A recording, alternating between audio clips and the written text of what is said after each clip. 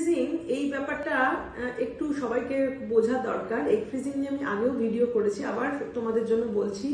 আগে আমরা egg freezing কাতে বলতাম যে এগ ফ্রিজিং মানে কাদের জন্য, যে যাদের আমরা ফার্টিলিটি প্রিজার্ভেশন করতে চাই। যেমন ধরো মেনলি এই গ্রুপে ছিল ক্যান্সার পেশেন্টরা ছিল, আর কিছু পেশেন্ট যাদের ধরো এখনো প্রেগনেন্সির প্ল্যান নেই, যে মহিলারা ধরো সিঙ্গেল আছে, পরে বিয়ে করলে বাচ্চা নিতে পারে নাও নিতে পারে, এইসব ভেবে তখন তারা ভাবছে যে এগটা ফ্রিজ করে রাখি।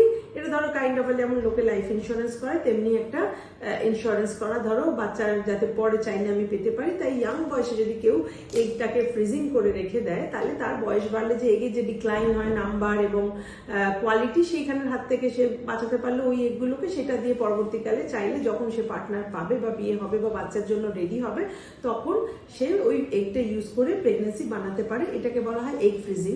তো আমি আরেকটা ইন্ডিকেশন নিয়ে বলতে চাই, যেটা আমরা খুব কমনলি এখন পাচ্ছি, যে এক নম্বর হচ্ছে যে এগের quality because of the pollution and all the lifestyle issue খারাপ হয়ে যাচ্ছে অল্প বয়সে, অথবা যাদের ধরো এন্ডোমেট্রিওসিস আছে, যেটা এখন প্রায় র্যাম্প্যান্ট।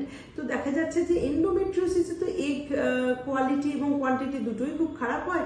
তো এই গ্রুপ অফ পেশেন্ট যাদের এন্ডোমেট্রিওসিস, হয়তো সার্জারি হবে, ডাক্তারবাবু বলেছেন যে ব্যথার জন্য এটা অন্য কোনোভাবে কমছে না, তোমার অপারেশন লাগবে, বা কেউ ধরো চকলেট সিস্ট হয়ে গেছে, তাকে ওষুধ দিয়ে বন্ধ রেখেছে, এই গ্রুপ অফ পেশেন্ট তারাও কিন্তু তোমরা এগ ফ্রিজিং নিয়ে কনসিডার করো। বিকজ এজ যা তার চাইতেও তাড়াতাড়ি ডিক্লাইন হচ্ছে এদের। যেমন আমরা বলি 35-এর পরে তো এগের কোয়ালিটি ডিক্লাইন করেই যায়, কিন্তু দেখা যাচ্ছে যে এই গ্রুপ অফ পেশেন্ট এন্ডোমেট্রিওসিসে আগে থেকে ডিক্লাইন করছে, এরপর যখন অপারেশন করছে তখন আরো শার্প র্যাপিড ডিক্লাইন, কারণ অনেকটা ওভারি টিস্যু লস হচ্ছে।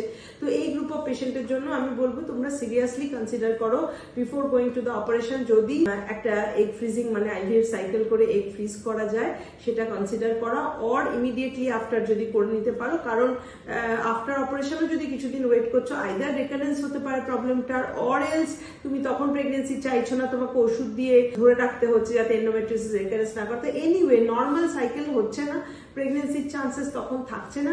তো ওই সুযোগটা কিন্তু ইউজ করে, ডিপেন্ডিং অন কত বড় সাইজ, যাদের খুব বড় থাকে আগে অপারেশন লাগছে because of the pain and the sheer size, তারা অপারেশন করে ইমিডিয়েটলি করে নিতে পারো। অর এলস যাদের ছোট সাইজ কিন্তু ধরো কোনো কারণে ওষুধ দিয়ে এটাকে সাপ্রেস করা হয়েছে, বা অপারেশনে যাচ্ছ অন্য কোনো রিজনে, এটাও তখন করে দেওয়া হবে, তখন আগে আইভিএফ করে এগটা প্রিজার্ভ করে রাখো, যাতে কিনা একটু good number good quality egg আমরা স্টোরে রাখতে পারি। যখন তুমি প্রেগনেন্সির জন্য চাইবে তখন সেটা ইউজ করে আমরা আইভিএফ করতে পারবো।